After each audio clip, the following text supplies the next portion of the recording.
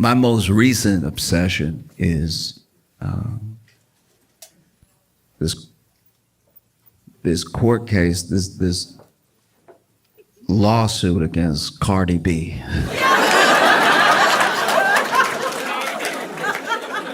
All right. If you're not familiar with Cardi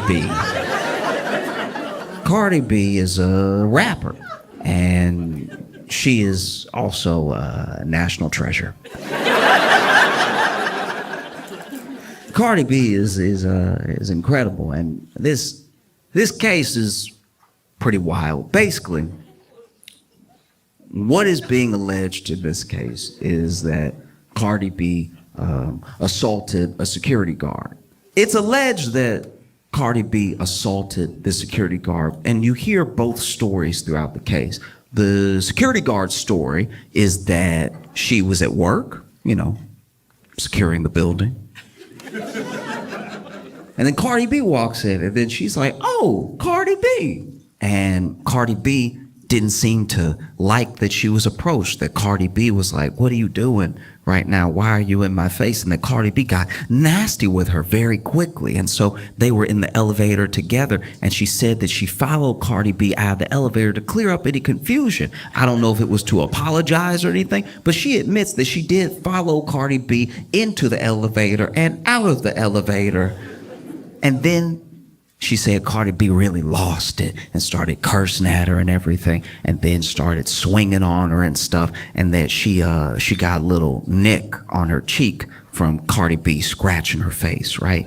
And then the receptionist and the doctor that Cardi B was there to see, because Cardi B was in the building for a doctor's appointment, that they broke up the fight, and then everybody went about their way. But because of this assault, because of this nick on her face, she is suing Cardi B for about $24 million.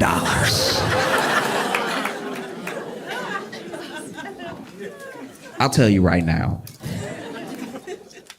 for $24 million, Cardi B could cut up my whole leg, okay? If Cardi B chopped up my leg and gave it back to me in a bucket, I would be like, "You'll be hearing from my lawyer."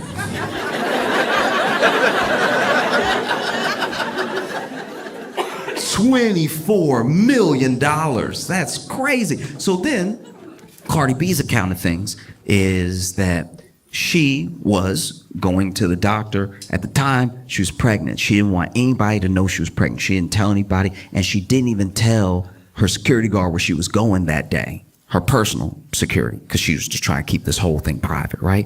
And even the doctor's office had blocked out time just to make sure they didn't have other clients coming in back and forth, and Cardi B was gonna be the last appointment of the day, right? So Cardi B shows up to the building, and then immediately she hears Cardi B, and so already that's not ideal, right? Like that could happen at any time. Cardi B is very famous, but then she is getting in the elevator, and then she notices the person who screamed Cardi B got in the elevator with her and has a phone in her face, and so she goes, "What are you doing? Aren't you security?"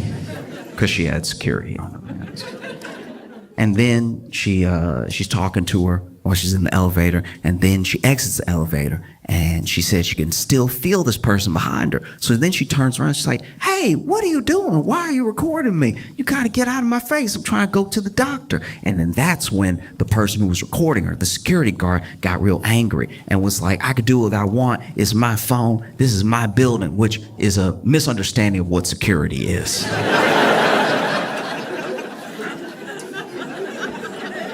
If that really was said, oof. I've never met a security guard who thought they were clocking in to own the building for a little while.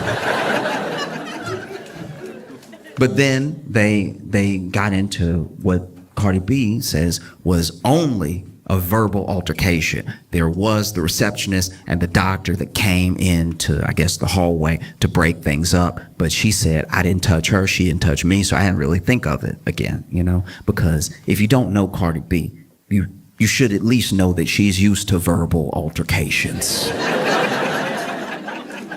I'm sure they don't stick with her. She was on Love and Hip Hop. And so then she just sort of goes about her life, and then she gets hit with this $24 million lawsuit.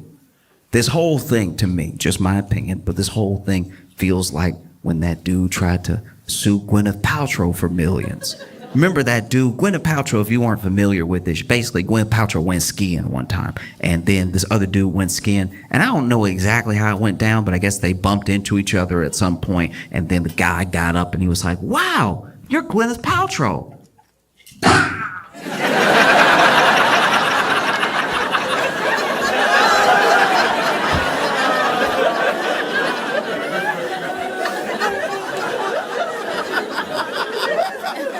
Oh, I'm ruined.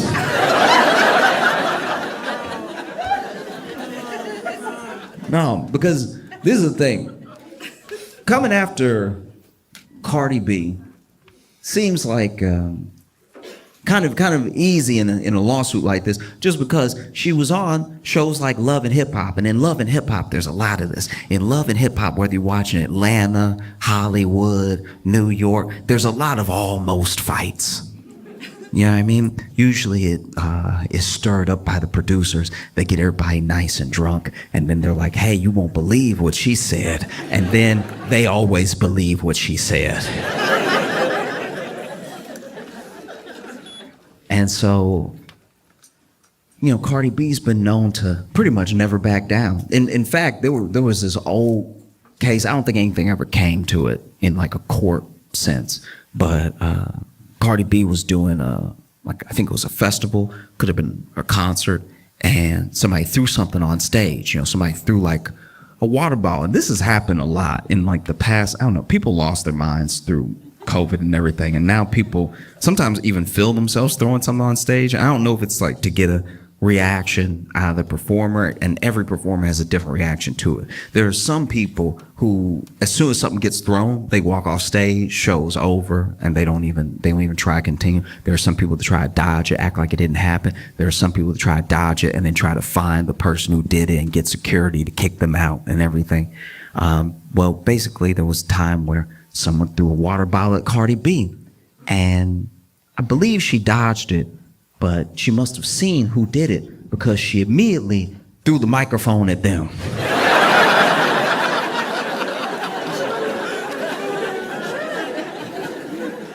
They probably thought Cardi B was gonna be some easy pickings. They were like, "I'll throw my water bottle now. She's clearly unarmed."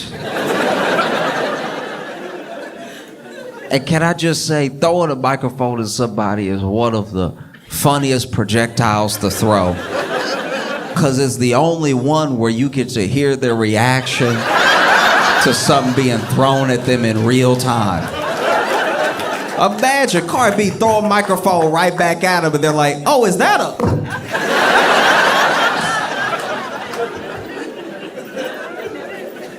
Last thing the crowd hears before the show ends is a, "Whoa, watch out!"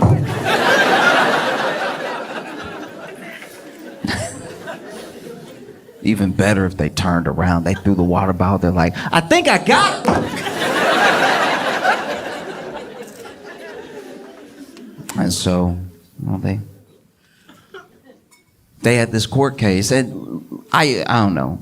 Cardi B better than me. If I were me, I'd be losing my mind right now. $24 million for. That's what she's alleged. Like, the security guard is alleging $24 million. I don't even think I got $24 million worth of head. I think even if I was in a horrific accident, I'd probably only get like 10, maybe. And that's with half the head missing. $24 million just feels insane. And so, you know, they go to court, and Cardi B's got a lawyer, security guard's got a lawyer, and security guard's lawyer does seem bad at this. I don't know the law. I'm not a lawyer. I don't even know some of the stuff they're saying. When they get into like the real nitty gritty, like the weedsiness of the law, I don't know what's happening, right? All I know from all my hours of watching Law and Order is that if you're a lawyer and you're talking in court, you're talking, right? And then the other side keeps saying objection, and then the judge keeps saying sustain, you're not exactly doing well. And that's what's been happening this entire trial. The judge basically sustaining the whole thing. Like, this lawyer for the security guard keep withdrawing his own questions mid-question because he can feel a sustain coming. And like some of the questions don't have anything to do with anything. It's one thing if you're badgering the witness or you're really trying to like rile them up and get them to admit something, you try and catch them in a lie or something like that. It doesn't even feel like that's what's happening. This dude will just be asking questions that have nothing to do with anything or the case. It feels like he's just a Cardi B fan. The amount of times that Cardi B's lawyers have had to say objection, relevance is astounding. He's asking her all sorts of questions. At one point, though, he gets back on track and he asks Cardi B, you're saying that you felt threatened by my client. The security guard says, client, you saying you feel threatened by my client. I'm wondering why you feel so threatened. What was the issue? What was the issue? And then Cardi B says, I was pregnant and she's coming at me. I think she wants to beat me up and I'm pregnant. Hello? Hello? And then he goes, hello, hello.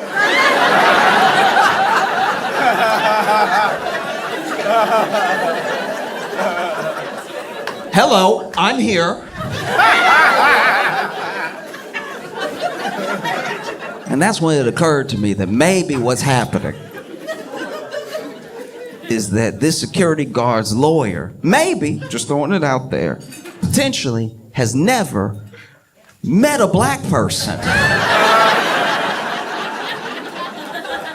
I think if you've never met a black person in your life, and your first black person is Cardi B,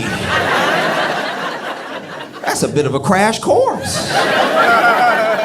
That would be like if I never met a white person in my life. Never met a white person, never talked to a white person, didn't even see one in a movie. Never met a white person. Then my first white person ever was Bill Nye the Science Guy.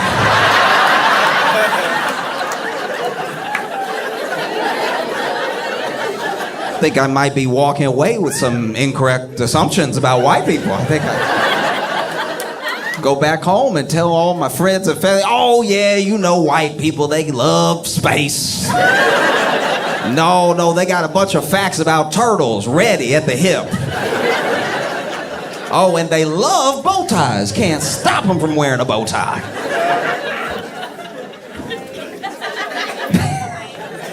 The only time I've seen something like this exact moment, this type of thing, this like misunderstanding in that way, was on a TV show called To Catch a Predator. Okay.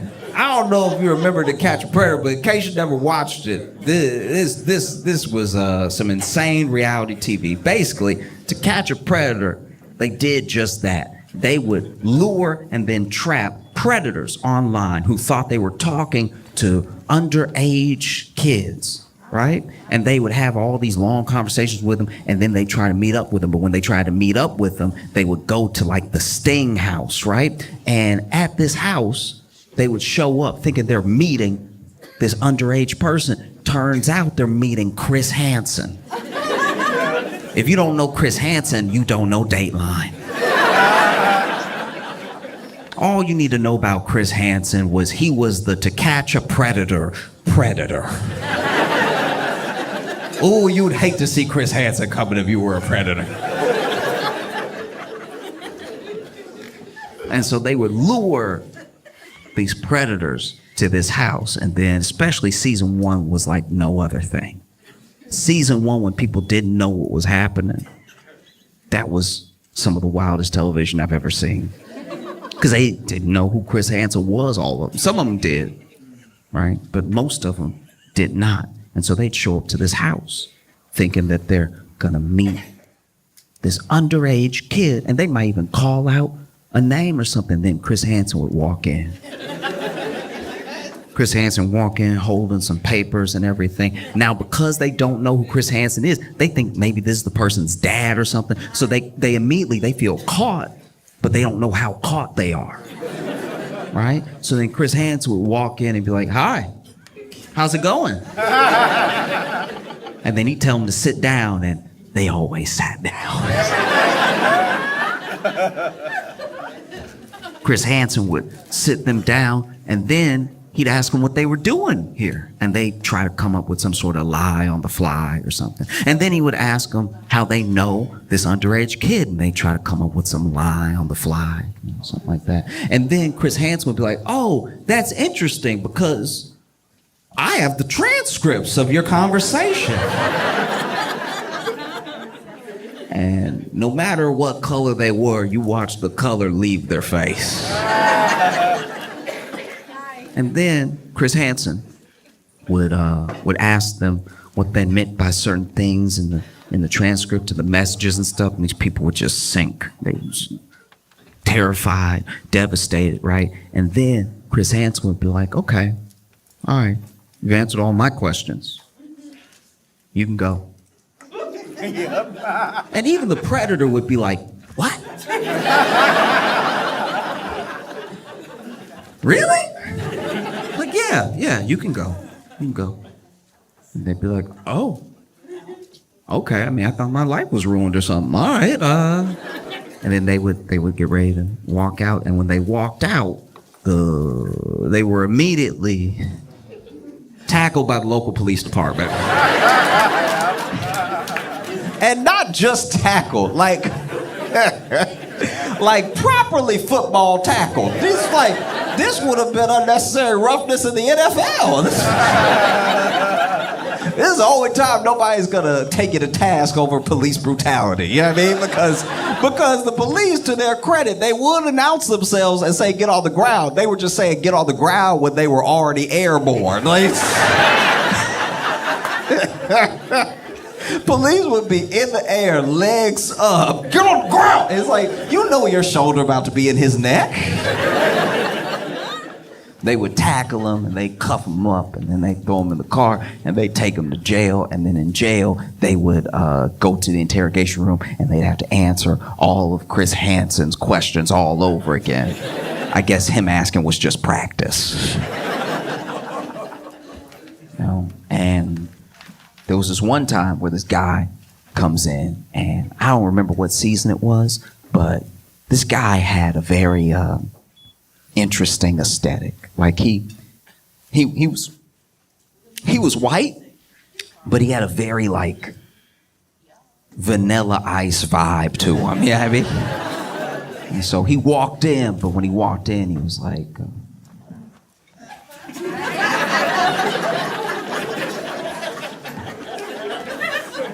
Chris Hansen walked in, and then when Chris Hansen walked in and told him to sit down, he was like, I.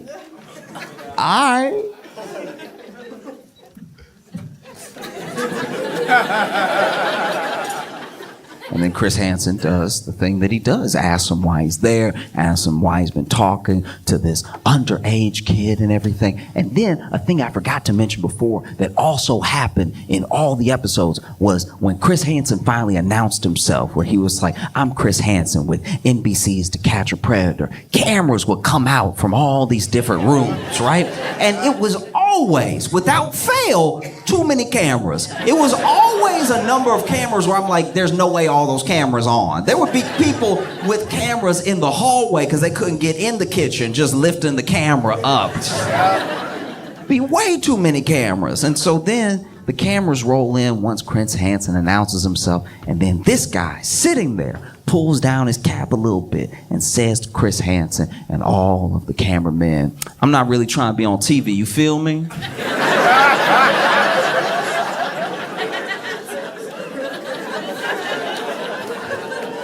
Repeats it. "I'm not really trying to be on TV, you feel me? You feel me? You feel me?" And Chris Hansen, without missing a beat, this man says, "I'm not really trying to be on TV, you feel me?" And Chris Hansen says, "Yes, we are filming."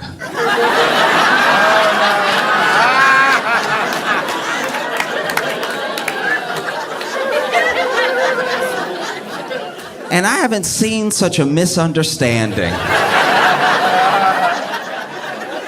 until the security guard's lawyer says to Cardi B, hello? Yeah, I'm here.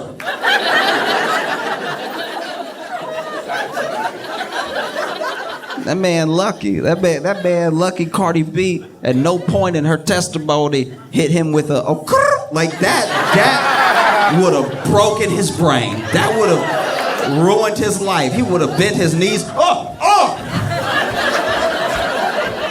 Everybody get out! What's happening? No. Because once again, this dude is wild. This dude is asking her questions about things that have nothing to do with anything. At one point, I think he's really in his head, he's having his like Perry Mason runaway jury moment. Like he's doing something right out of Law and Order in his head because he gets his planted stance. He starts going in on Cardi B and he says, today versus yesterday, all right? Yesterday, you had short black hair.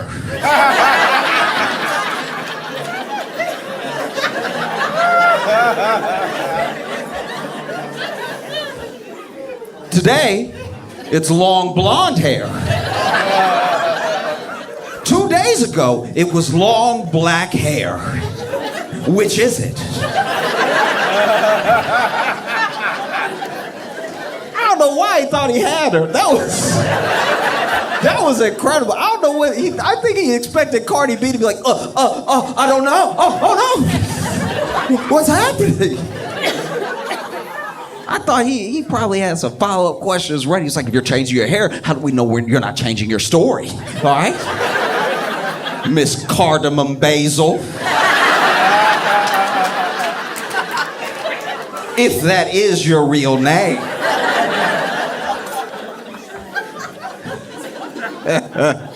And Cardi B just laughed it off. She was like, they're wigs. Like, what do you want me to do?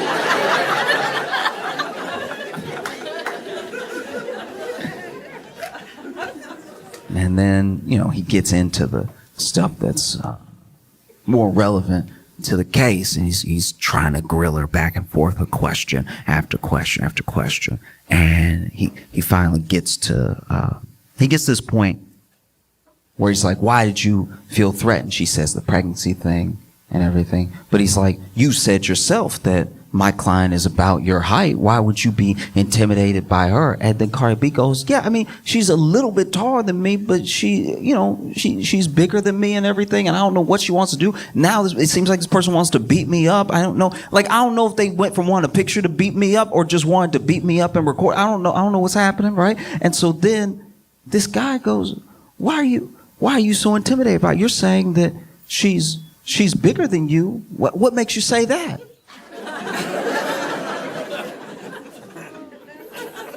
And then Cardi B goes, like,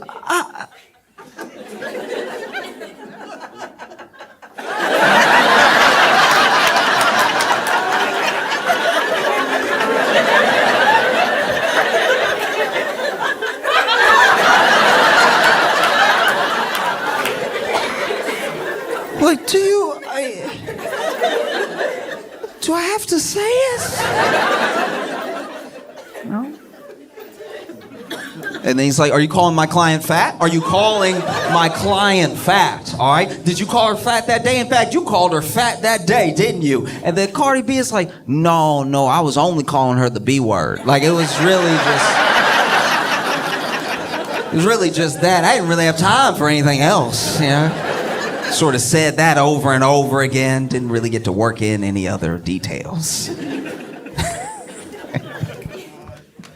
And this lawyer, I don't know, like, it's like now what we're getting into is stuff that I guess isn't nice, but I don't know how it helps his case, because then he just keeps egging it on. He's like, but you said that, and you said other things, didn't you? You said other things. And then Cardi B, to her credit, it starts admitting everything that she said, right? She starts just repeating verbatim in court. She just cursing in court openly, just nonstop cursing in court, right? And he's like, is that what you said? Say exactly what you said. I mean, she's right here, right now. Say it again. Say it to her face. Say it again. And then even Cardi B is like, what is happening? Like, you want me to curse her out again? Like, is this one like a freebie or something? Like, I can't tell what's happening. It's like, no, you were so threatened. You were so completely threatened by my client. What makes you so threatened? And then she's like, well, at the time I was pregnant and I was 130 pounds. All right. And then she was like twice my size. You know what I mean? And then once again, he gets on the same thing. He's like, are you calling my client fat? And she's like, no, I'm not saying. She just, No, what? I don't know. What are you trying to say? Say it. Say what you want to say. There's no harm here. Say it. She's security heavy.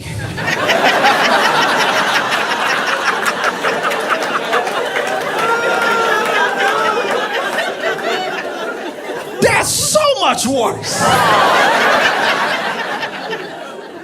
And this man keeps going. He's like, what do you mean security heavy? What are you trying to say? She's security heavy. What does that even mean? And Cardi B is like, she built like she protect buildings.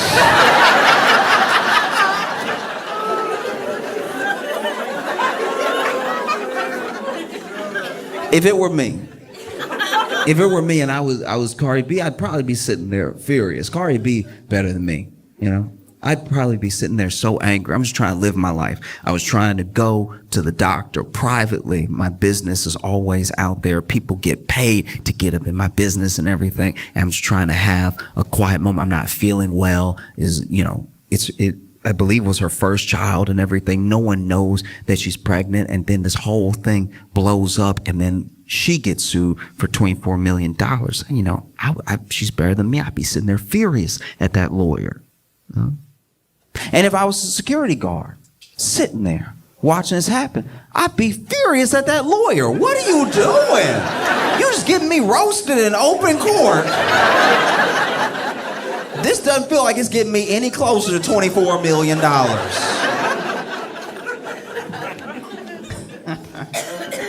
Oh.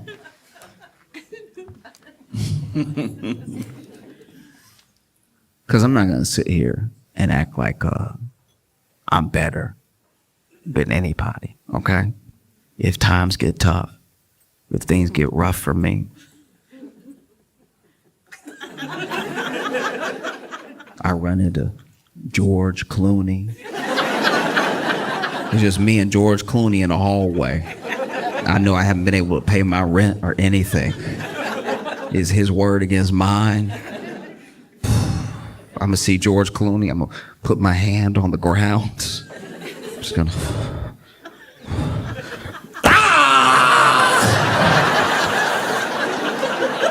Look at what George Clooney did to me.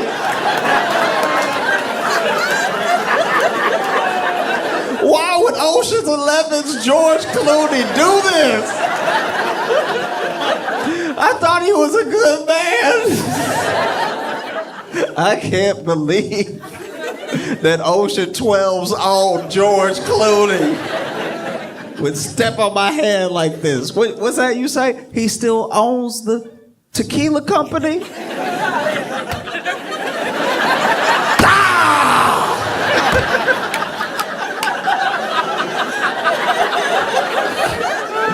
Oh. Oh no. Who would have thought Ocean's 13, George Clooney, would be capable of something like this? I thought he'd be president one day. Nah, easily. Easily. It doesn't have to be George Clooney. I don't even need, like, A-list. I really don't. If I see Neil deGrasse Tyson times are tough, I run into Neil deGrasse Tyson. I'm throwing a bowling ball straight in the air and catching it with my head. I was like, oh no! I can't believe Neil deGrasse Tyson did one of Newton's laws of motion to me.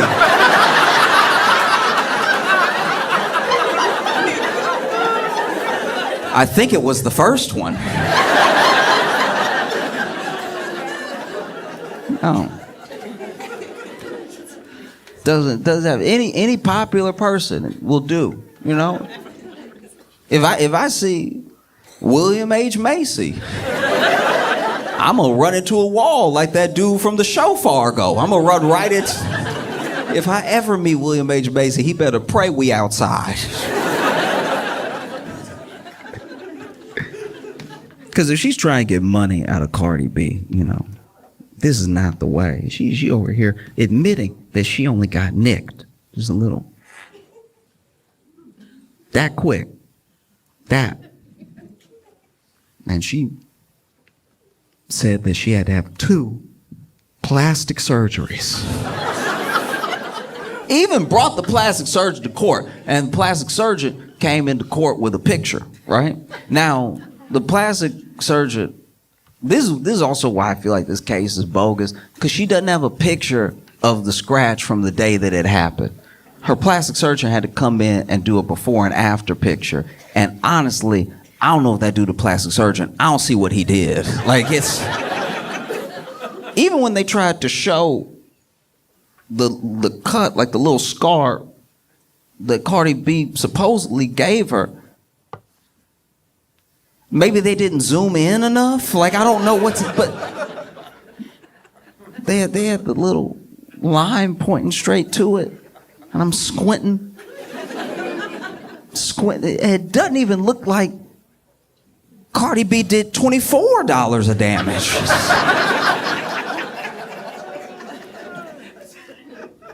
Oh, you try and get money out of Cardi B. This is not the way to do it. All you gotta do is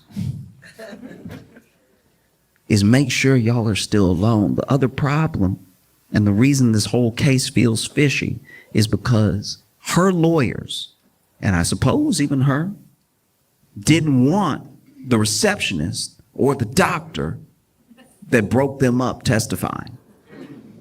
That seems suspicious. If I got $24 billion worth of damage done to me, I'd call everybody who was within earshot. You know what I mean? Oh, you heard me. You remember? I was like, oh no, $24 million just fell out of my face, right? So the fact that her lawyers didn't want those people testifying seems fishy. And then you kind of understand why. I don't know if she was a fully surprise witness or anything, but I know they were trying to block it for a long time. And so the receptionist finally sits down on the stand and testifies, right? And the security guard's lawyer is over here asking just all the relevant questions, right? And some of the questions are getting objected to and then sustained because they're a little leading. You know what I mean? Like he asked a question about how wasn't it my client's job to see fit who should and should not be in the building? And then obviously Cardi B's lawyers objected, because how is the receptionist for one office building in this entire building supposed to know all the ins and outs of the security guard's job, right? And they get to this moment where the receptionist comes out because she says that she heard a commotion, and she gets out there and Cardi B is up against a wall like this, like back up against the wall, and security guard is yelling in her face, right? And so then she, immediately upset by what she's seeing, gets in between the two of them and is breaking it up and tells the security guard, I don't know what's going on here, but you need to go back to your post. This is very unprofessional, everything. And everybody's screaming just so everybody can be heard, right?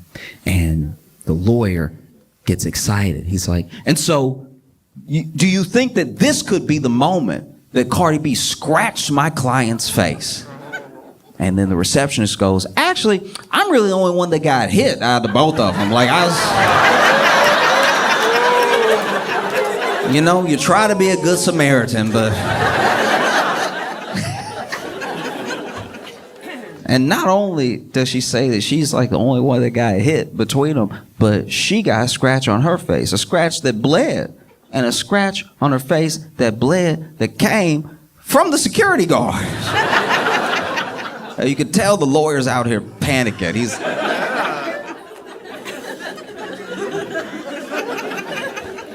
Whoops. Okay. All right. And so then he starts, in my opinion at least, sort of like badgering her a little bit with questions to try to like double back from the fact that now it looks like the only person that may have assaulted someone is his client. And so he then says, he's like, yes, but you also weren't there the entire time, so you didn't witness the entire altercation. Maybe Cardi B spit on my client before you got there. Maybe she scratched her face before you got there, but you got there and you broke it up and you say that you didn't see anything. But maybe something happened before you got there. You don't know. You don't know. And then the receptionist was like, yeah, I guess I didn't know what it was like to be there till I was there. Yes, I suppose. You got me there. Because it's not just the scratch, I should point out. The scratch is the main thing, but the security guard is also, to my knowledge at least, alleging that Cardi B got her fired as well. You know? And then they had the doctor testify. And I won't say that the security guard's lawyers tried to poison the jury, because they were pushing a narrative the entire time. And the narrative was that obviously the receptionist and the doctor would back Cardi B because she was a client of theirs, a patient. So it benefits them to back up her story, right? And they even say as much while the two people are on the stand, you know? But then the receptionist says, no, actually, the security guard hit me up and said we should sue Cardi B. And I was like, nah, because you started it. Which is also not great for a security guard's lawyer. He's over here, okay, well, look,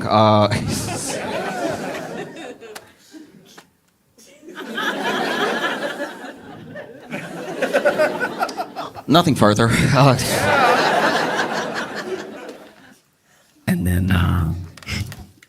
And then they had the doctor testify. Now, the doctor was the last to sing, so by the time he comes out, the receptionist is getting in between Cardi B and the security guard. So he said he was also very upset about what was happening, you know, and he was trying to make sure this thing got broken up. Now, the doctor said, look, what I saw wasn't just unprofessional, it was very concerning to me. And I got out there, and the only thing I could think to do was try to match the body language of the security guards.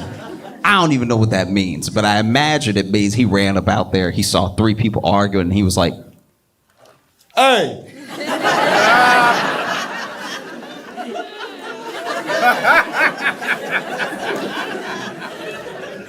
Cut that out!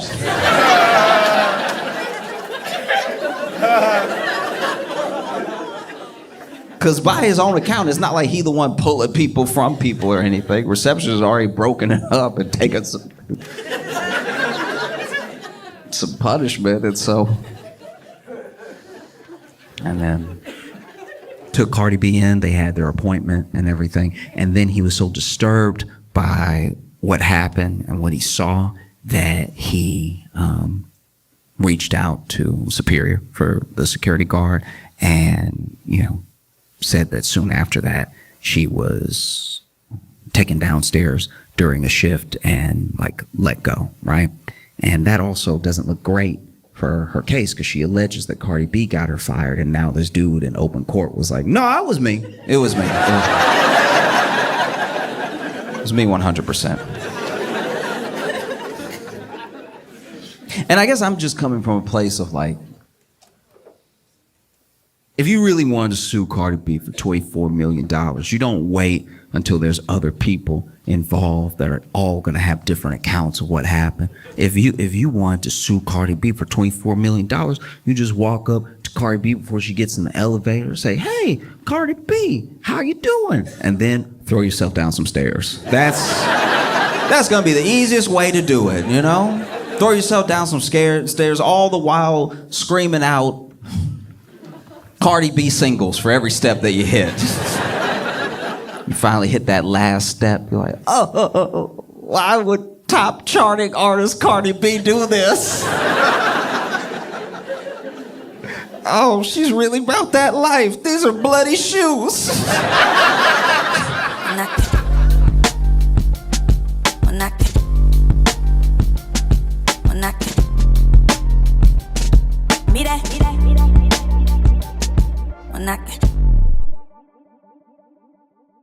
I don't know if you've been following this. Maybe not. I just realized how white this room is.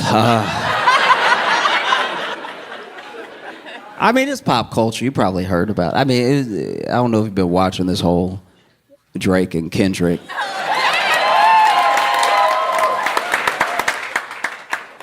My. What a time to be alive. Okay. All right, so Drake and Kendrick, they are rappers, sir. They're rappers. Okay, I want to make sure everybody, and I'm not acting like I know. You might bump Kendrick all the time. You might be a big Pimp a Butterfly fan. You know, I'm just checking. So, Drake and Kendrick's relationship actually goes back way further than people realize, because Drake brought Kendrick with him on tour when Kendrick was like just starting to pop, but Drake was already a big deal, right? And it seemed like they were cool. You see these old interviews, they're in pictures together, they have such nice things to say about each other, and then along the line, something changed. Something happened. And we don't know what that thing is really, but they both started to kind of like go at each other in small ways. And some people take it all the way back to the Control verse. Kendrick did a verse in a song on, it was actually a Big Sean song. Big Sean is a rapper, sir.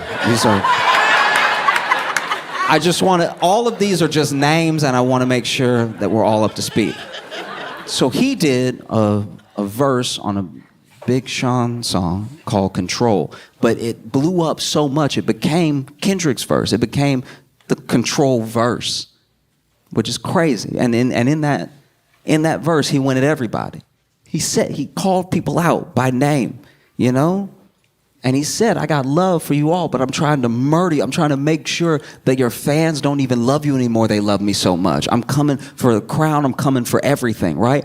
And just about everybody thought that it was actually pretty dope. It was actually like, okay, hip hop as a sport, like hip hop as, you know, a fun thing, a contest to see who's actually the best, because everybody calls themselves the best on every song. Eventually, someone has to be the best.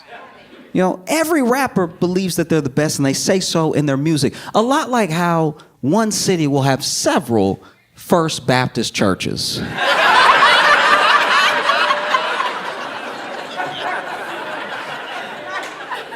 When you look around, you're like, one of y'all has to actually be first, right?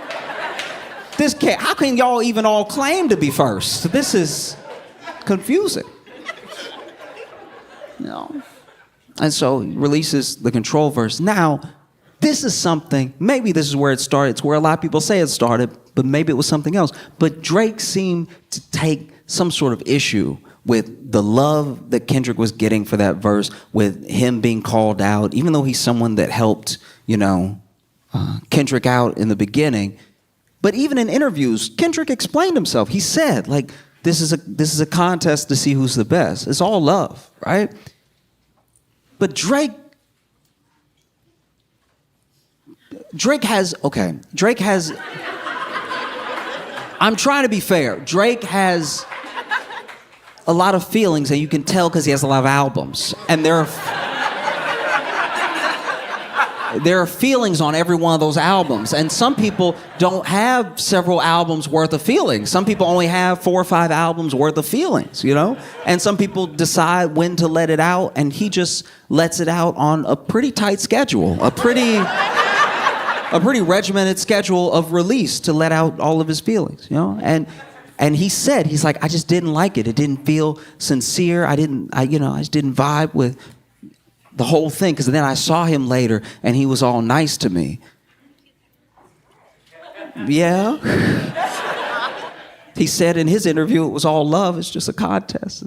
And then from there they had like a weirdness. And then there's like little things. You can listen to certain songs where Drake seems to be like digging right at Kendrick, but in a way where you have to really look at it and wonder, right? Not saying his name. And then Kendrick even does a little bit of the same. But even after a little bit of this had kicked off, they still worked together 1 or 2 more times, right? Because Drake was on Good Kid, Mad City, Kendrick's album, and Kendrick was on Take Care. So there's still at least a professional relationship there to some degree, right?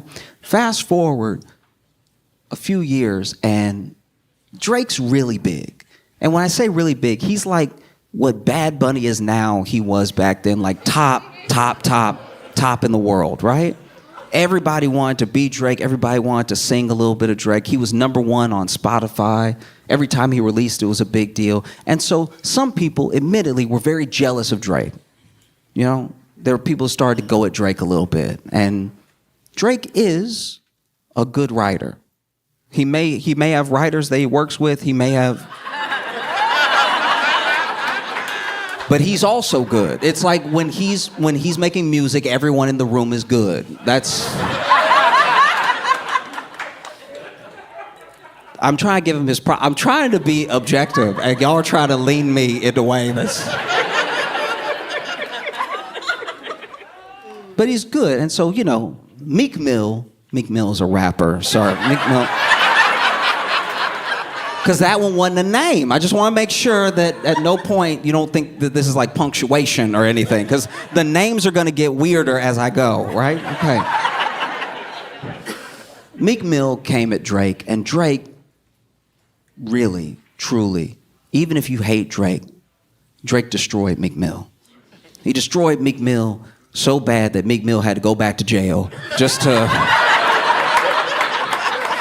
level out some of that street cred. Because if you remember, Meek Mill went back to jail for a while on like this weird aspect of probation that they even tried to get changed as a law. So then Meek Mill became this like face of changing incarceration and changing the criminal justice system, everything, because he had to do something else for a little while because Drake really ate him up. All right. And so more time passes, and there's still not much between Kendrick and Drake in this moment, right?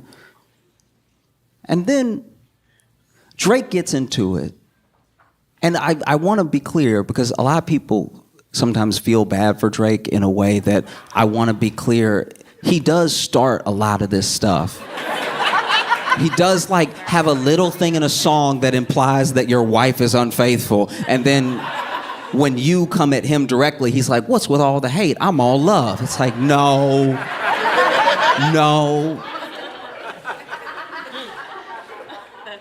The best way I can describe it is that Drake kind of fights like a cat.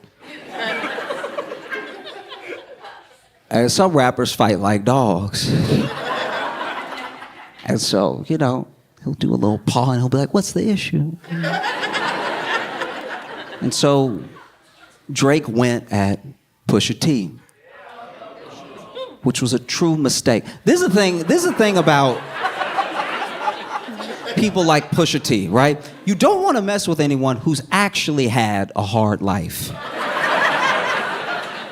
You know, like, you know, Drake grew up in Canada, grew up with, like, it's just, this is my thing. A lot of people come at Drake for, you know, they come in a way I don't like. They come at him in this like colorism way where it's like, you're not really black because you're half white. I don't roll with any of that. I just truly think, but you see what I'm talking about. I'm not, y'all are trying to get me to do something I'm not doing. I'm just saying it's very hard for a rapper to seem hard, right? When they have not been through what other rappers have been through. Like it's hard to go hard when everybody knows you had health care.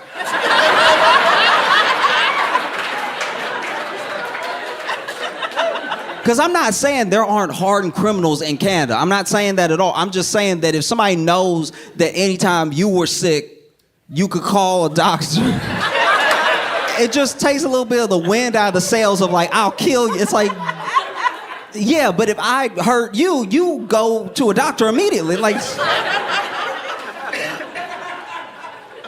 so anyway, Kendrick is still off doing his thing, releasing amazing music. But Drake gets into it with Pusha T, which was a mistake because he told Pusha T, he's like, I got more money than you, I got more women than you, I'm more famous than you'll ever be. And then Pusha T said, you have a son.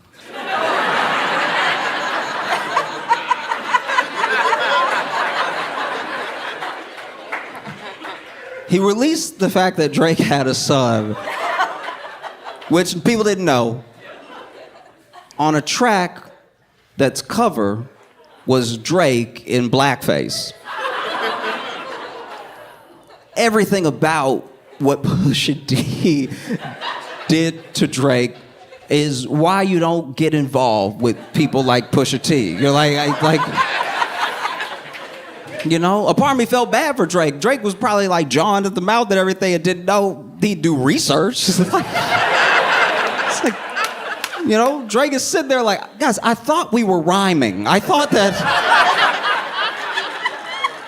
we were making music. What is this? And so anyway, now Drake perceivably takes care of his son. And, you know, whatever. And so fast forward some more, and you would think that Drake could sort of learn his lesson of like, man, I shouldn't throw stones when I might have a lot of kids.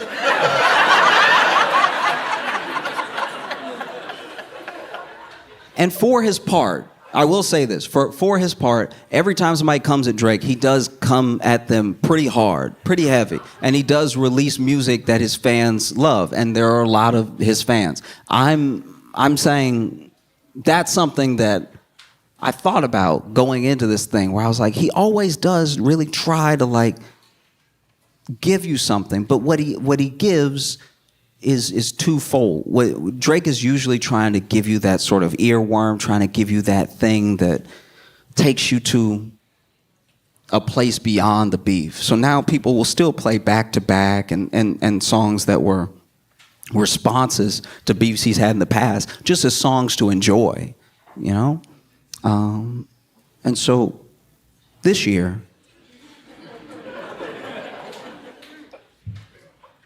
Drake and J. Cole started, you know, they started doing appearances together. Like J. Cole would pop up at Drake's concert. And J. Cole is also someone who I genuinely believe is one of the most talented, phenomenal, musically inclined artists that I've encountered. I really enjoy his music. I don't know him as a person, and I think he's amazing, right? So he is on a couple of Drake songs after they appeared together last year, and it made me listen to those songs. I was like, oh, J. Cole, okay, you know, because I admittedly I hadn't listened to Drake in a long time because I only have a certain amount of feelings. I feel like I got pretty far. I feel like I listened to several albums, and then at a certain point, I was like, I feel grown. Like, you know? And anyway, they do a song together, and then they do a song called First Person Shooter. And in First Person Shooter, they're going back and forth about how great the era is and how great they are. And First Person Shooter is a fantastic song, right? And then J. Cole in the song says, you'll forgive me if I'm getting it wrong, but he says, maybe something like we're the top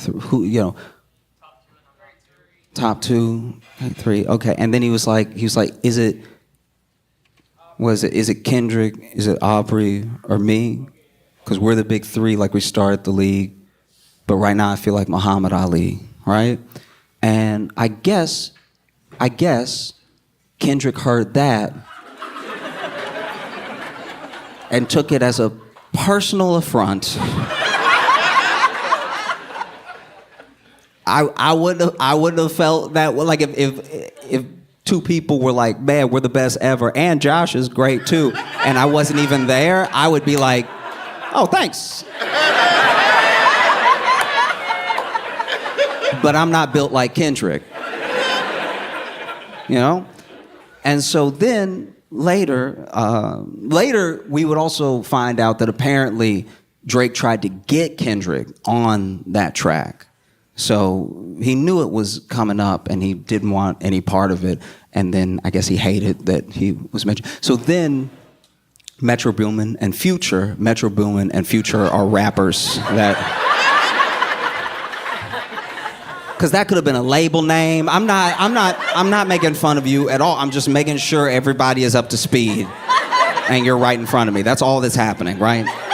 So Metro Boomin and Future, you know, they release an album called We Don't Trust You, and on it is a track called Like That. Now, Like That is where Kendrick does essentially the control effect on this song. He does a verse that really made me forget it was a song. I don't know what anyone else said on the song, right? And on the song, he says, fuck the big three, it's just big me, right?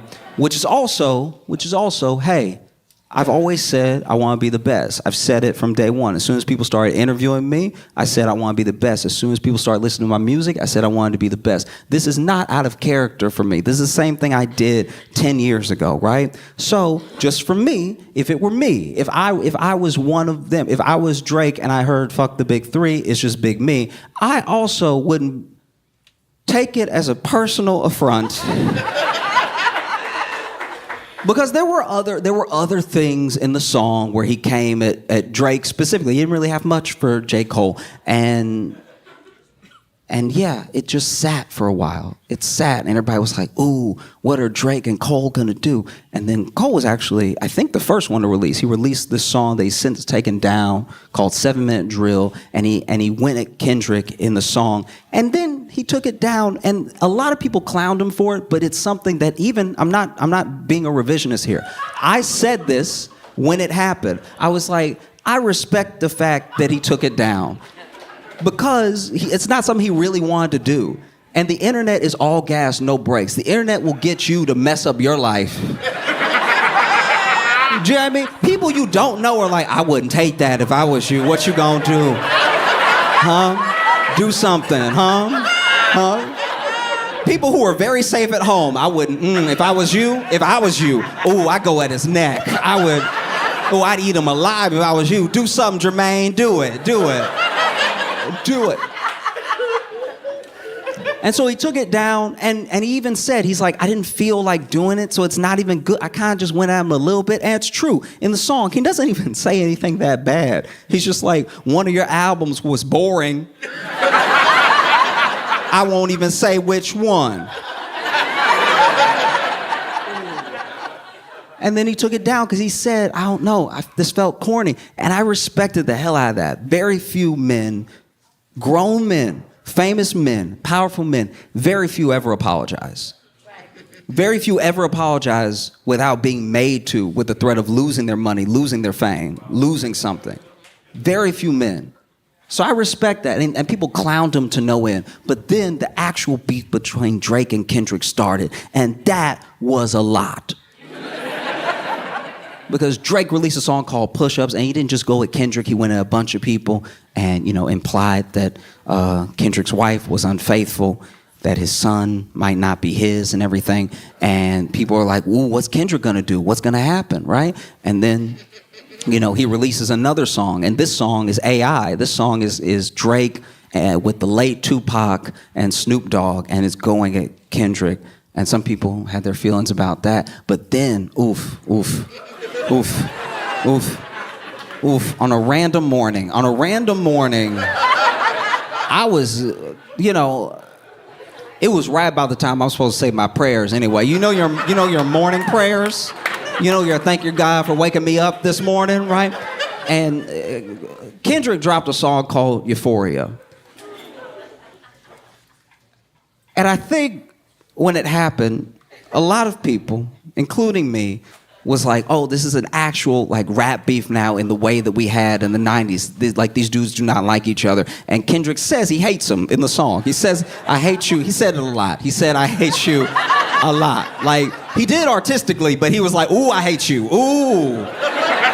Ooh, I hate you. Ooh, right? And, woof. It was a lot, right? And then,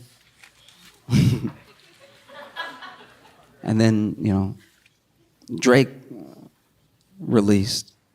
Actually, no, Kendrick released one. He released so many, I actually lost count. So then he released a song that I didn't even get to fully digest because he released, and then Drake released his response. And this was like what Drake had been waiting for. This was like all these, I mean, in my opinion, all these years of like, I was nice to you, and then you came at everybody, including me, and all I'm doing is writing my feelings down in albums and making money. And I just want to be number one. I just want to be the best with feelings. I want to be the best.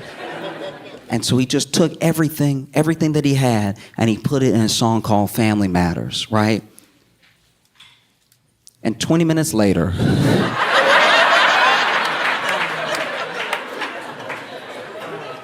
Kendrick released a song called Meet the Grams, which was a real play off Family Matters. And he had said in 616 before, he was like, have you ever thought about the fact that like people in your camp are working for me, that everyone hates you so much they feed me information about you, and that there's no way that you're going to win this because I write so many songs, because all I do is hang out with my wife and my kids and I write, right? This is all that I do. I enjoy this. This is my favorite thing to do, is just sit at home and hate you and write songs about you and how much I hate you, so I can go forever. This will never be over. We can chill. We can just go back and forth, and I'll release 20 for every one that you release. You keep saying that it's a 1v20, and it is. It's one of you, and it's 20 songs of me every single day until the both of us die. This is old black man hate. You got to understand, this doesn't happen.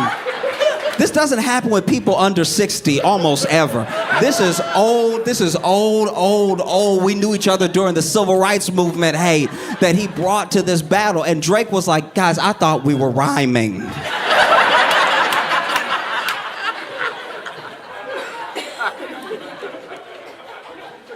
And in Meet the Grams, he laid it down. He started the song by talking to Drake's son.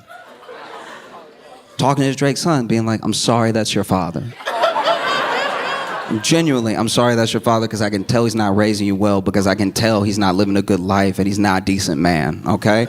And so if you don't understand this right now because you're 6, play it back when you're 18, okay? He said lots of things. He said things that are illegal. He said Drake was doing things that, you can listen to it. Woof.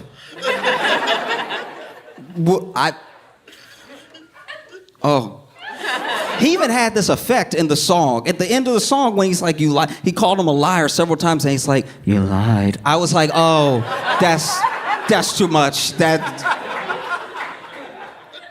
And he tells him about himself. He talks to his son, he talks to his dad, he talks to his mom, and then he talks to him directly, right? He also talks to, potentially, a daughter that Drake is not taking care of. Which I was listening to it, I was like, not again. I feel like once they find the first kid, you gotta just get all the kids. You gotta just have a whole Graham family, just so you know where everybody is.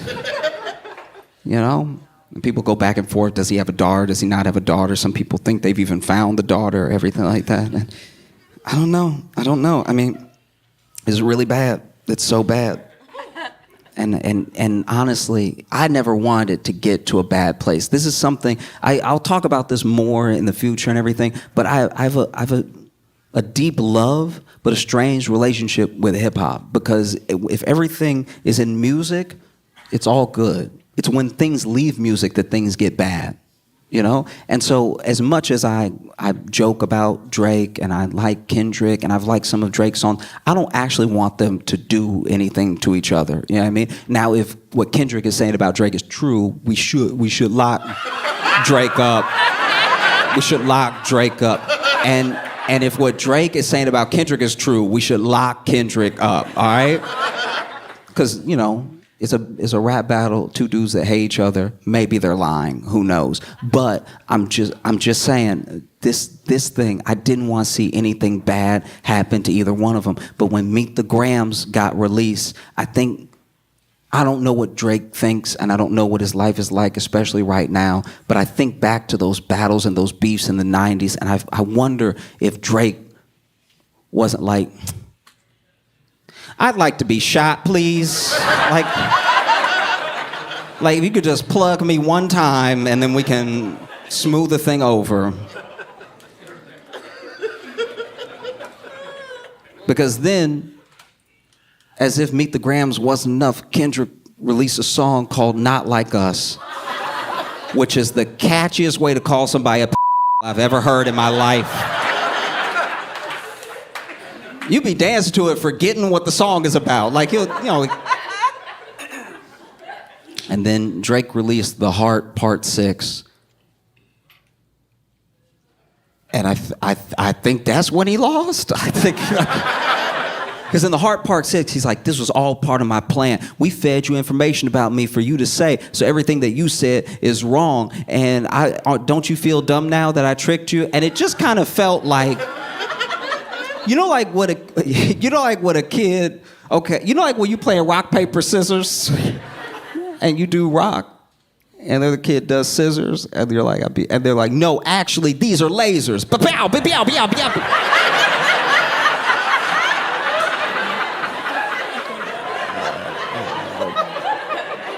Because I was like, Drake, if it was part of your plan to feed Kendrick information about you for him to rap about very well, by the way, like even if those are lies, they do sound good and they sound very true. Even if you fed him all this information about you to rap about to then look dumb when it was wrong, why'd you send him that stuff? That's the worst stuff you could send somebody. Hey, tell him this thing about me that's not true but was true once, and tell him I'm a thing that no one wants to be. So now that it's over, because I do hope it's over, I feel like Drake should just release some songs about some feelings.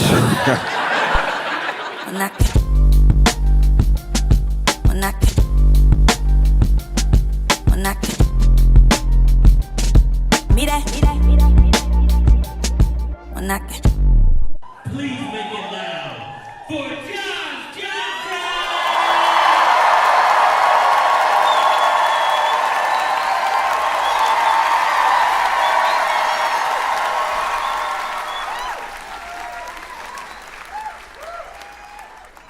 When I was a kid, our class had a bully, and I'm just gonna call him John, right? And John, he bullied everybody in like a very run-of-the-mill way. Like this was very standard bullying. Like slap the books out your hand was that, it was blow, right? And I think one of the reasons we let him get away with it wasn't just because he was a little bit bigger than all of us, but his voice changed first. And it changed so young, we didn't know what to do with that. Like, we didn't know that was coming for the rest of us. So then John would just walk up like, give me your homework. And I'd be like, that sounds like the devil. So, because I'm not equipped with holy water today, you gonna get this math homework. And there was another kid in our class, Reeve. And Reeve... I'm not gonna say he didn't have any friends, but Reeve had friends for like 20 minutes at a time because Reeve was one of the singular most annoying people I'd ever met in my entire life. It was almost to the level of a skill or a talent. It was absolutely insane. As an example, right? Reeve loved anime. And that's fine. I love anime too. But Reeve loved anime in a way that I didn't love anime because I at least know anime not real. Reeve loved anime to the point where he was letting it affect how he runs. Some of you know exactly what I'm talking about. Like, he could never do anything regular. He had to do it anime every time. He could never just turn around. He had to be like,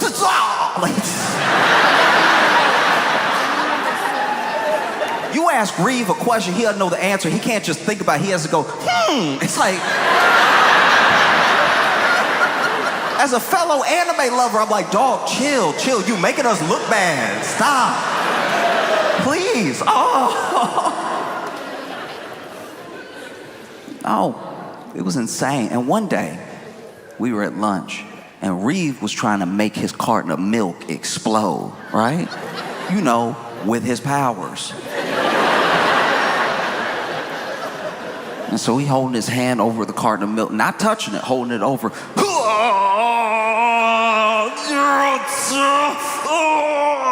Nothing happening because it's not real. He finally gets so tired of waiting for the powers to activate that he grabbed the milk, squeeze it, drop it, and go, I did it. No, I did it. Y'all just didn't see it when I did it. But yeah, no, I did it. Ooh, I got it. Now, when he picked it up and he crushed it, milk went everywhere. And a lot of milk just spurted out and landed all over John. And John stood up, turned around, walked up to Reeve, towering over him, and was like, you got milk on me. We gonna fight later. And never before in my young life had I been so excited for violence. Because as word spread, people were taking sides. They were like, no, John gonna kill Reeve. And we're like, no, Reeve weird. I bet you he gonna scratch him to death. Like, he has that X factor. We might be able to get rid of both of them at the same time. And so after school, we gathered around in a little circle in front of the two of them. They're about to fight, right? And John is like lumbering back and forth. And we knew John was strong, but he also, he moved slow. And he was moving slow pre-fight. He was just stalking back and forth like Mike Tyson in the early 90s, just like ready to do something terrible, right? And then on the other side of this imagined ring, Reeve is using his pre-fight time to power up.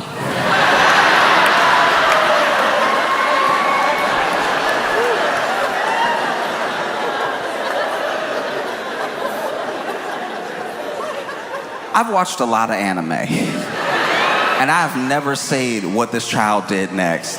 Because to power up, the first thing he did was let his knees buckle. What is this? What power are you drawing from the earth right here like this? This doesn't make any sense at all.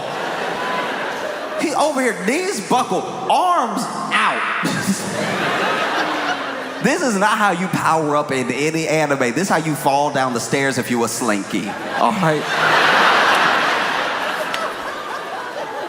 And this boy here, like this, doing the power up yell. Oh!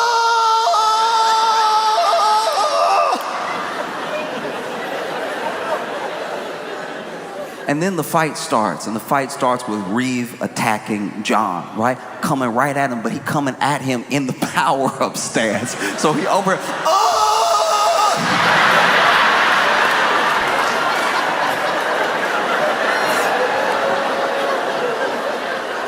And admittedly, John didn't know what to do. He really was like, oh.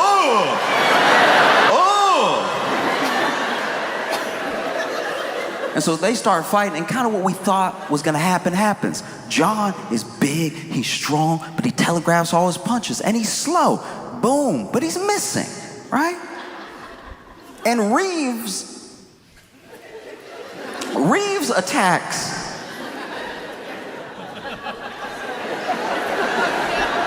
Reeves' attacks have a lot of energy to them. That's not really going anywhere. Like, instead of punching, he over here,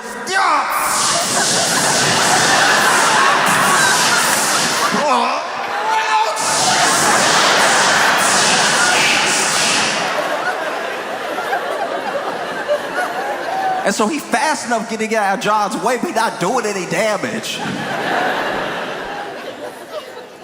And so John over here punching air, and Reeve over here throwing air. So it's not really a fight. But I really was gathered around all those people, shoulder to shoulder, watching two of them go at it like, fight, fight, fight, fight, fight. First time in my life. Fight, fight, fight, fight. So when I think about Elon and Trump, right?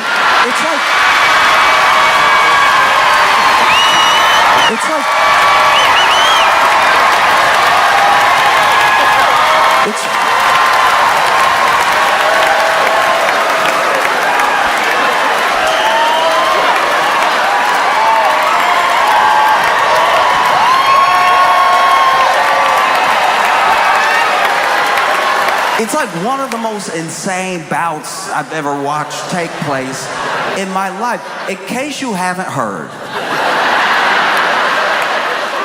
Elon and Trump are fighting. And it's like Christmas came early and twice.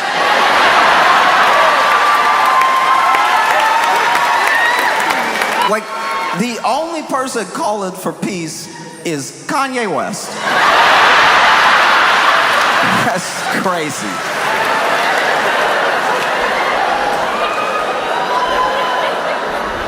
It's crazy. And we knew that this thing was bound to happen, you know? Because you have to think of who Elon is as a person and who Trump is as a person, right? And it's wild because one, richest man in the world, one, most powerful man in the world and everything, but they had a shaky alliance from the start because I don't think we gave Trump in the moment enough credit for how nice he was being to Elon. He was very nice to Elon. You know? Because Elon, weird.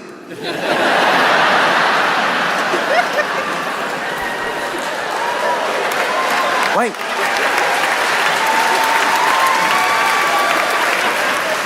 Elon weird, and Trump didn't say anything about it the entire time, acting like he didn't see it. Like, that's not who he is as a person. Trump is a natural bully. Like, that's what he does, you know?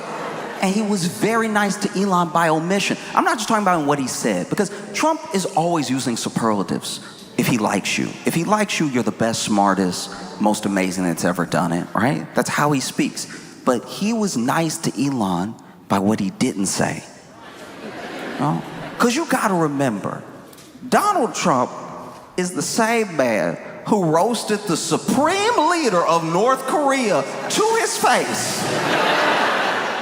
I don't know if y'all remember, it was like 2018 or something, and Kim Jong-un and him met up to have dinner and like talks and stuff like that, and there was a photographer there taking pictures of both of them before they sat down for the dinner, and Trump turned to the photographer and was like, "You making us all look nice and handsome and thin?"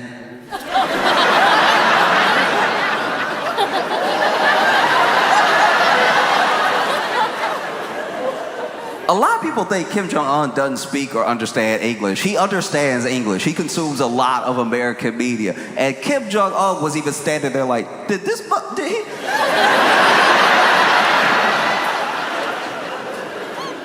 He know I kill people, right? Like,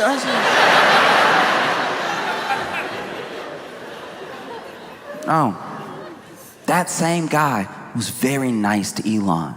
And he was nice to Elon by omission because Elon jumped in front of Trump. You saw the jump. The world saw the jumps. Trump invited Elon on stage, and Elon walked on stage like,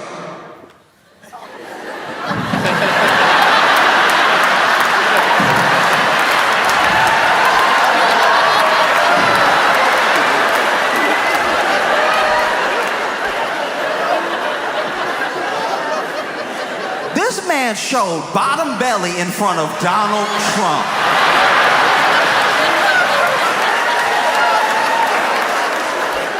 This grown man showed full belly button, broad daylight in front of Donald Trump, and Trump said nothing. Acted like he didn't see it. Just let that dude start talking right after. That was wild. You know, Elon jumped because he was excited. And he was excited because what was about to happen had never happened before. Never before, right? Obviously, Elon, richest man in the world, and as long as there's been money infused in politics, the wealthy have had a ton of influence. That's nothing new. What was about to happen was unprecedented. This rich man was about to actually get to go in the government himself. No back channels, no liaisons. He was going to go in the government himself. He was going to end every investigation into him and his companies. He was going to fire everyone investigating. He was very excited. And I guess he was more excited than any president we've ever had, because all of our presidents have kept their feet on the ground the entire time. There's no old footage of Kennedy like, it doesn't exist. There's no portrait of Thomas Jefferson like, no, get the one where he was getting air. That was... This man jumped in front of Donald Trump. Trump said nothing. Elon laughed in front of Trump. As someone who has traveled the world and continues to travel the world making people laugh, I've heard all types of laughs. And believe me when I tell you, Elon laughed like he throwing up. Watch any interview Elon does where he makes a joke, because only he will get it, and then he starts laughing, and he's just sitting there like, you know, it's because it's comedy. It's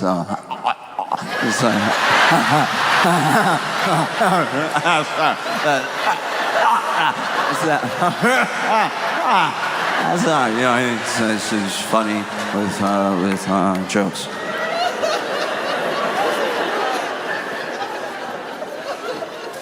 This man laughed in front of Donald Trump. Trump said nothing.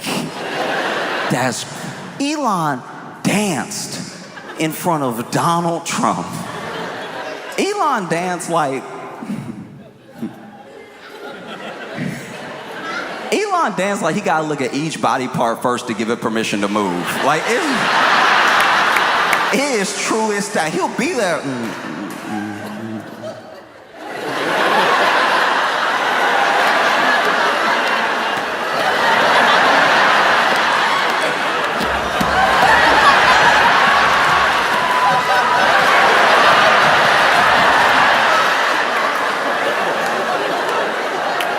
In front of Donald Trump.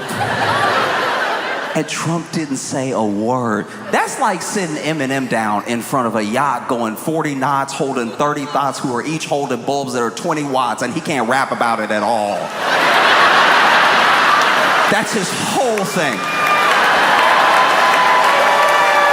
It's wild that he's not saying anything. He is being very nice to Elon.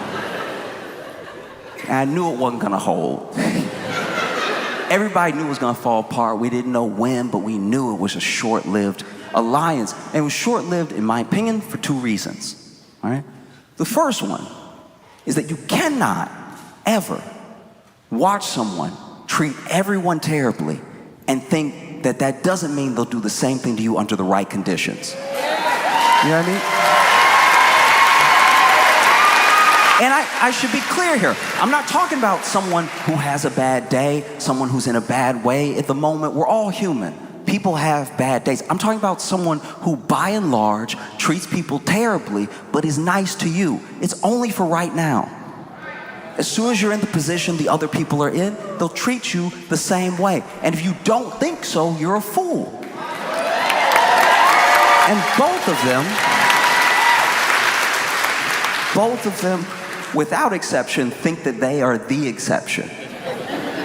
Oh no, I've seen him scream at everybody and, you know, treat them like trash. It won't happen to me though. All right? One has the most money in the world. One has the most power in the world. But neither one of them have respect for anybody. And the three things The three things that men like them seek, and I think that they seek them because maybe they're the only things that they care about, or maybe they truly believe that if they get these three or enough of them, everything else will fall into place. But men like these men are obsessed with money, power, and respect.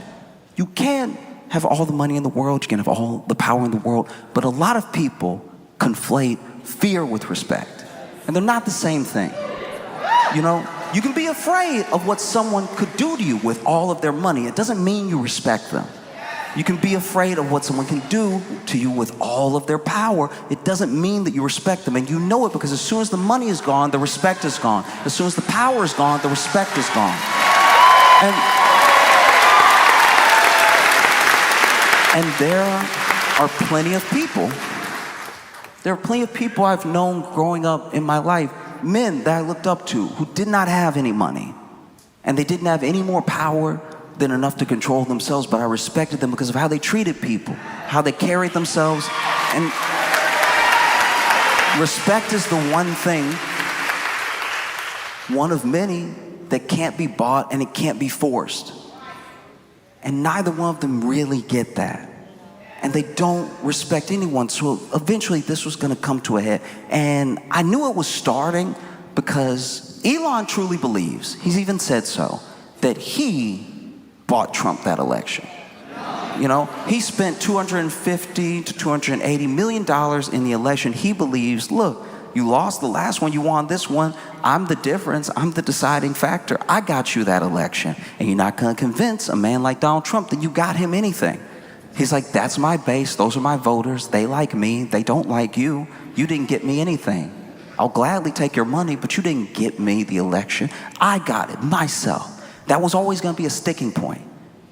And so then Elon took that belief and he took it to a local race in Wisconsin, right? And he was even doing like little $1 million raffles if you vote for the person who wants you to vote for. It was very confusing how it worked. Like I didn't get it at all. And he even went to Wisconsin, was stumping for this person, was there in Wisconsin. And then the candidate that he backed lost by double digits. And it's because people see how much money he has. He's the richest man in the world, but they don't like or respect him. He hurt that candidate by being there and by doing those raffles. It would be like if someone came to you, and let's say in this scenario, you know, you're working and you're doing all right, you're getting by, and maybe sometimes it's paycheck to paycheck, things get rough, right? But someone comes up to you and they're like, hey, you just won the lottery. And you're like, what? I didn't even enter. Don't worry, we got you. What? I won how much did I win? $1 billion. Going from paycheck to paycheck to $1 billion. That's crazy. And you're like, there's gotta be a catch. I didn't enter any lottery. What do I have to do? And they're like, that's simple. You just have to hang out with Elon for the rest of your life. And at least based on what those people did in Wisconsin, they were like, you know what, actually, my job at McDonald's is perfect. I really like being customer facing. I like the rapport I have with my coworkers. Just keep that money and him away from me, please. Because he could not buy the race, because as much money, don't get me wrong, $1 million, ton of money. That's a ton of money. And people have done way worse for less, but at a certain point, people reach their breaking point. And they're like, no, I have enough respect for myself, I have enough respect for my community, for my state, to not just vote this way, just for some money from a guy who I know is a bad actor, you know? And once that happened, I knew it was probably up for Elon. Because he lost that race.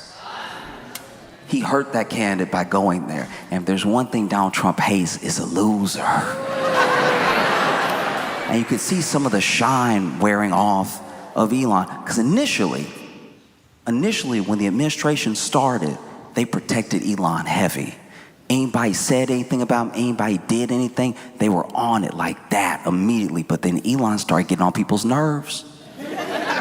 You know, initially, when they won, somebody would ask a question, they'd shut it down to the media. Elon is a patriot. He's helping clear this government of waste, fraud, and abuse. You leave Elon alone. And then people started to rebel against Elon specifically through Tesla. Tesla's stock started plummeting. People stopped buying Teslas. And then people started vandalizing Teslas. They started blowing up Teslas. And then Pam Bondi came on the news and was like, if you vandalize a Tesla, we will find you. We will prosecute you. They were helping Elon a lot. Trump even turned the front of the White House into like a dealership for a day. And he had Elon there, right? They were doing their best to help Elon. But then, as you saw the months go by, they started mentioning him less. You started seeing them together less. You could tell this thing was waning. And then, how I know that they had stopped protecting him, his 130 days was up as the Doge, like, daddy or whatever. Like, I don't know what this job is. Like, depending on who you ask on what day, he's like an advisor, but he's the leader, but he's not involved. It's like, it's all very weird, but he can only do it for 130 days because as America, we only have like 3 laws left, and one of them is that you can't be in a made-up position for more than 130 days. And so it was like time. And so it was time for him to go, right? And it being time for him to go, he asked Trump if he could stay. And Trump was like,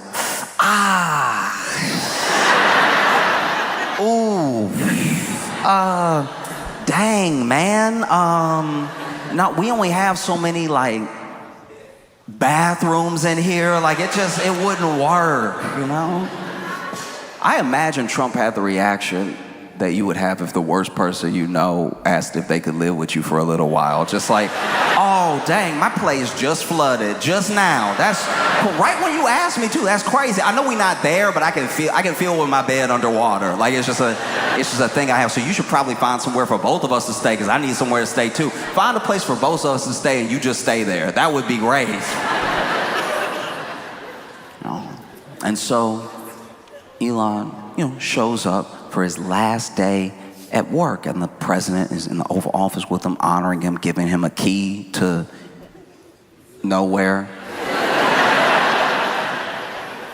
And one of the ways I knew they had stopped protecting Elon is because there were like 2 publications that came out, one the day before he left Doge, one the day of, and both those publications from like high caliber written journalism basically said, headline contents were basically, did y'all know he was a crackhead? Like, he'd been a crackhead. That's crazy.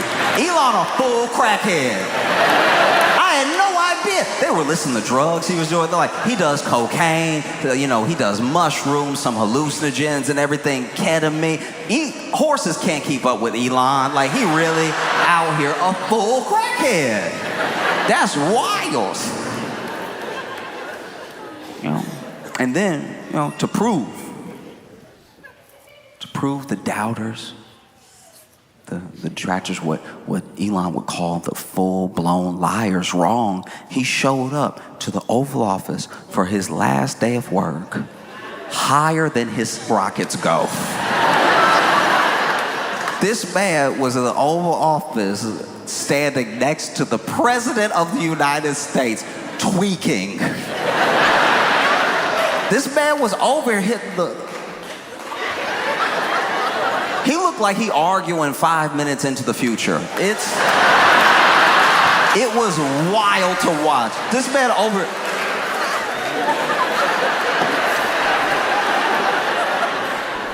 could not stop moving. At one point, the only, you have to watch the video, but the only way I could describe it is he felt like a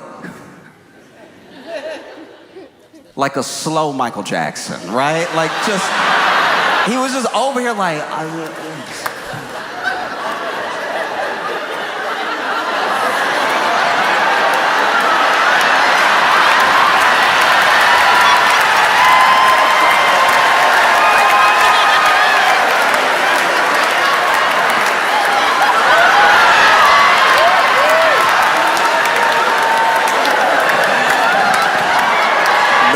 it was insane. This man next to the president cracking out, and Trump said nothing.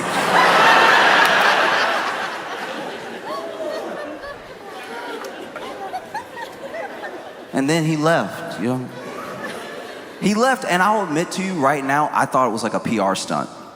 I really did. I thought that he was leaving, and then he'd just keep running Doge in the background, and this would take some of the heat off of him. Now you wouldn't think of him so directly. People wouldn't attack his businesses so hard, because in the time that he entered politics to president, he's lost somewhere around like $100 billion or something like that. And it's all like a valuation thing. It goes up and down, but you could see that at least the boards of the businesses that he was on are genuinely worried, even if he doesn't care. So I thought he was gonna leave politics for a little while, keep working in the shadows, maybe the stock would go up a little bit, but nothing would really change. And it turns out that was not the case. He had really been getting on people's nerves. Like hard. And you saw it with Trump. They used to always, be talking about Elon, mentioning him, to not mentioning him at all. And then the people that Elon had to deal with, it wasn't really Trump as much as the actual cabinet, and they couldn't stand that dude. They hated that dude so much. And so he's really out. And you hear reports, now this stuff is all hearsay, I don't know if any of it is true, but apparently he was having shouting matches with Marco Rubio all the time. All of these cabinet people that Trump got in, Elon has had a spat with most of them, right? Scott Bessent, apparently him and Elon almost got in an actual fight. Scott Bessent doesn't look like he can fight. If you...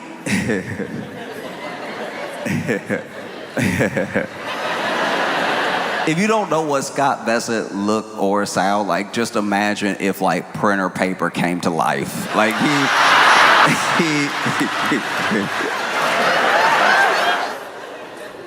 and Elon was truly out. He was out, and one thing really stuck out to me. It was the fact that Elon and Trump share a sort of lived experience where they're not used to hearing no and it's sticking. No is usually an inconvenience to a yes for them. They usually get their way. And so for Elon to be told no, and then he was actually sidelined, and then things that he wanted to happen weren't happening. He wanted some dude that he recommended to be the head of NASA. Trump said no. And then there were things that Elon didn't like because he felt like, apparently, they were undercutting all his work. Like Trump's big, beautiful bill it's named the Big, Beautiful Bill because imagination.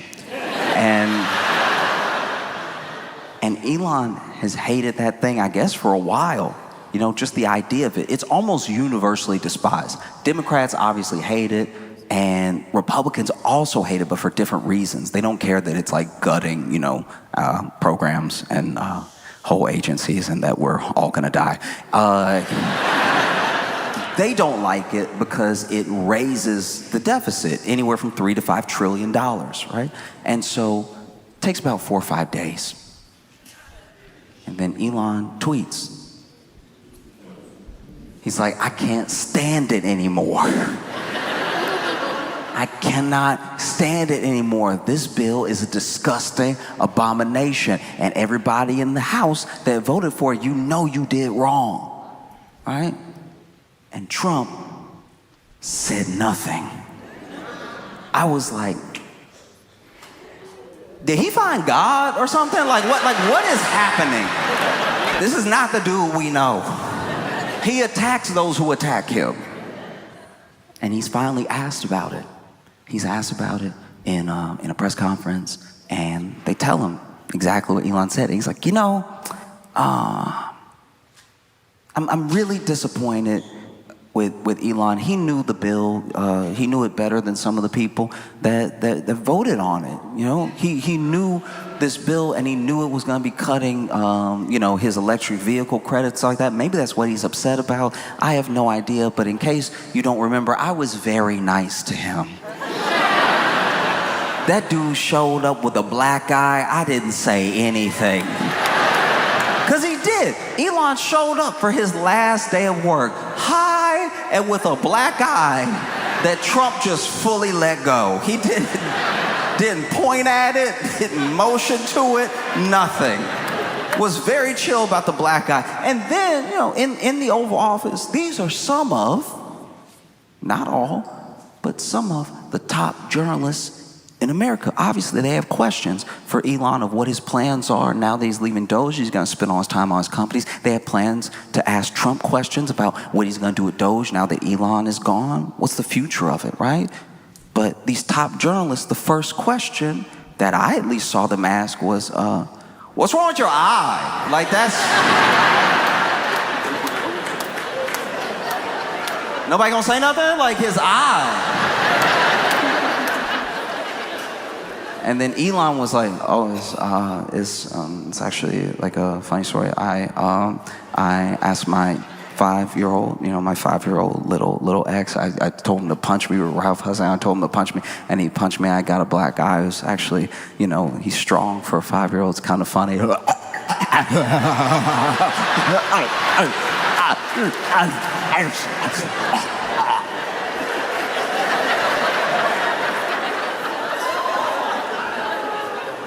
Elon said he had a black eye because his 5-year-old punched him.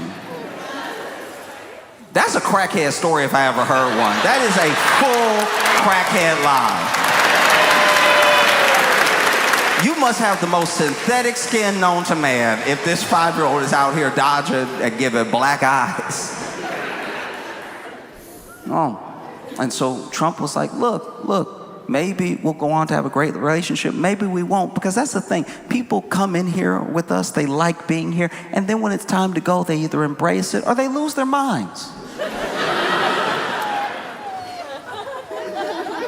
You can tell who broke up with who by how people move after a breakup. You know what I mean? Like, because while Trump is talking, Elon is tweeting.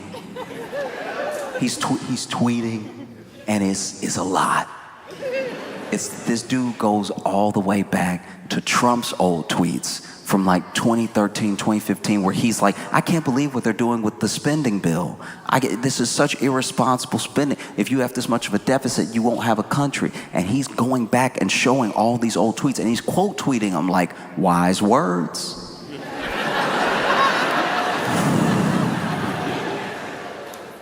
Once again, you can tell who broke up with who, because for you to scroll back to 2013, you hurt. You are mad.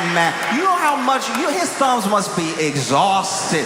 2013 tweets. Trump was tweeting 272 times a day, and he made it all the way back to 2013, which means he read them all. He hurt. So he hitting up with the 2013 "this you" text, like, that's crazy. That was insane. And he keeps tweeting. He's getting madder and madder. I don't even know what's happening in the background, but he is tweeting himself down a tunnel, because every time he tweets, Tesla stock drops by like $13 billion. It's just going down and down and down and down. And he's tweeting up a storm, right? He even tweets out, he's like, you wouldn't have won without me. Okay, if it hadn't been for me, Republicans wouldn't have won the House. The Dems would be in the House. The Dems would have the White House, and you'd have a slim majority in the Senate. You ungrateful. Keeps tweeting, getting more and more upset. I don't know what's happening in the background, but this man is getting more and more pissed off. He even tweets, every single one of you Republican senators who votes for this bill will be voted out next term, all right? I will put money behind it, okay? He over here, honestly, Eli over here talking like he won the people or something. Like, I was like, what is happening right now? What do you mean, we, dog? Like, make me uncomfortable. But he says it, and then he said, oh, he's getting madder and madder and madder. And then he tweets out threatening Republicans specifically. He's like, look, here's the deal. Trump's gonna be the president for 3.5 more years. I'm gonna be around for 40. That must have sent chills down your spine if you were a Republican, senator, any Congress. Trump is gonna be president for 3.5 more years. I'll be around for 40. You could hear the threat in it when you read it. Trump is gonna be president 3.5 more years. I will be around for 40. And I was sitting in my room like, not on crack, like not on crack. Like that's not, you must not know what crack is. Like that's not nutritious at all. The crack is not good for you. You should not have crack.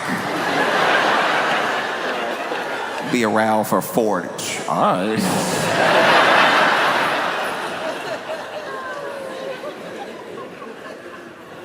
Oh, it's insane.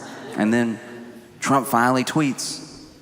He's had enough. And you can tell he's had enough because we know the type of man Trump is. We know the type of figure he is, the type of president he is. He's had enough of this, and he's been holding back. He's been very nice to Elon. I'm sure in his head he was like, I've been very, very nice to this dude. Elon acts and moves like he snuck into a body.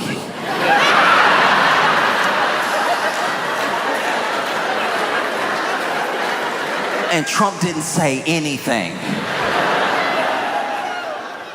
Trump is over here like, I didn't mention the jumping, the laughing, anything. This man blew crack smoke on my shoulder, and I didn't. I was very nice to him. And so then Trump tweets out, he's like, hey, yo, one of the easiest ways for us to save billions and billions and billions of dollars is just get rid of all of Musk's government contracts. That would do it quick. And then Democrats were like, do you mean it? Or like, are you just mad or you mean it? All right, I was just asking. Okay.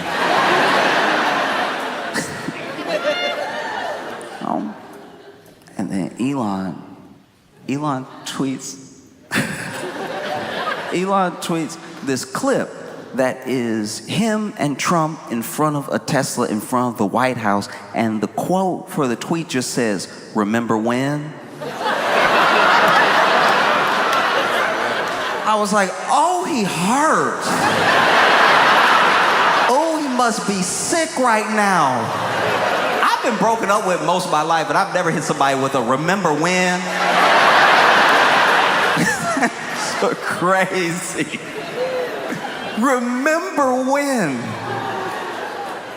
And then Musk tweets again. He's like, hey, since Trump wants to threaten my government contracts, how about SpaceX just goes ahead and disassembles Dragon whatever ship right now? And that would be all well and good, except there are 4 astronauts in the International Space Station right now that are probably floating like, what did we do? Like that's, I'm not in this at all.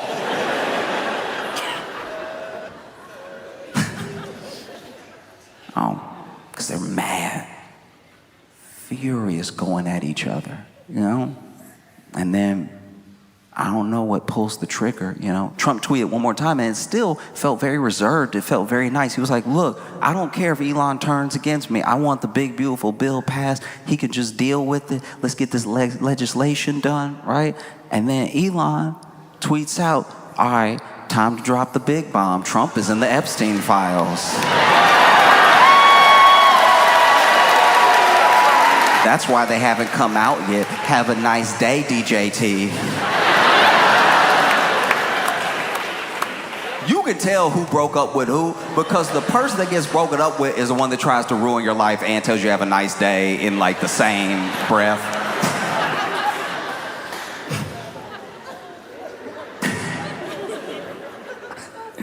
Oh, that's crazy. That's gonna be a hard one to dig yourself out of, because Epstein is like the burying ground. It is the conspiracy 101, right?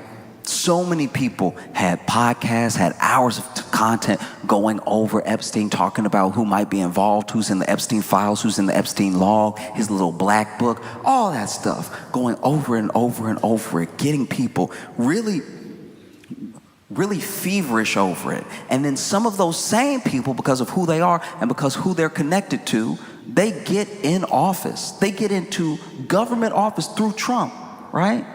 That was a mistake, because even the hardcore conspiracy theorists knew. When Elon tweeted that out, Trump is in the Epstein files. That's why they haven't come out yet. Almost right underneath is Alex Jones saying, "God help us all."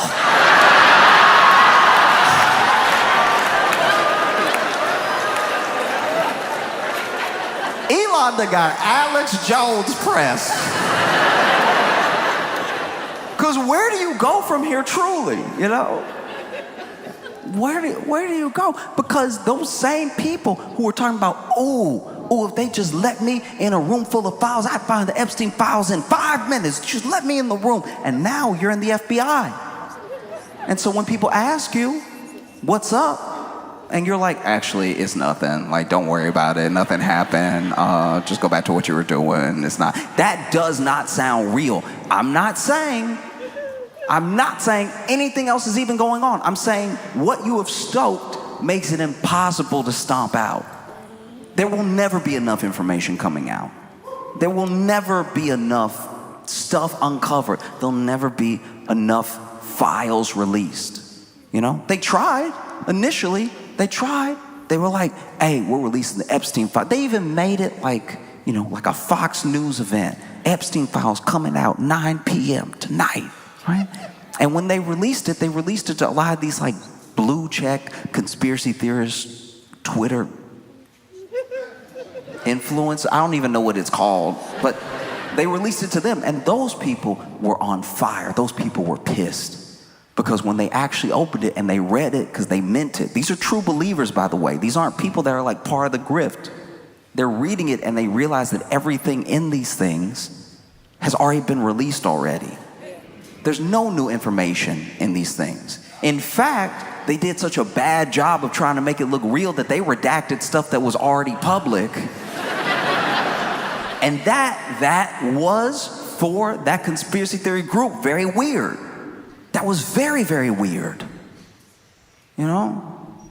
And so that was already strike one. And now Elon's saying this, that's strike two. Because it's not like that's new information. We knew that Trump was involved with Epstein. There's literally video of them partying together and stuff like that, like on MSNBC from 1992. Like, that's not news or anything. But when you're a conspiracy theorist and nothing is enough, you know? And so then in the background, people are trying to chill this thing out. There are White House aides, there's Elon's assistants trying to get these two to mediate, not make it any worse than it is right now. You know? And as of the time I'm talking, there's a lot of stuff that Elon's taken down, like tweets that he took down. And even Trump is trying to be very nice to Elon. They asked him his first interview since all this happened. And he's like, "Look, I don't know. I'm just trying to run the country. I wish him well and everything. I don't know anything about his drug habit and him being a full-on crackhead. That's not any of my business," right? So publicly, he's putting on a very good face. He's trying to be very professional, very presidential. And apparently, rumor has it, privately, he is calling everybody he knows, like, "You know you're a crackhead, right?" Like, no, he blew the smoke right on my back. I had to get my suit cleaned. And look, I'm not saying that this is the end of either of them. I don't know if they'll reconcile. I don't think that's even possible. I just know it's the first time that I'm standing shoulder to shoulder with a bunch of people, watching two people go at it like, fight. Yo, Detroit, y'all been amazing. Thank you so much.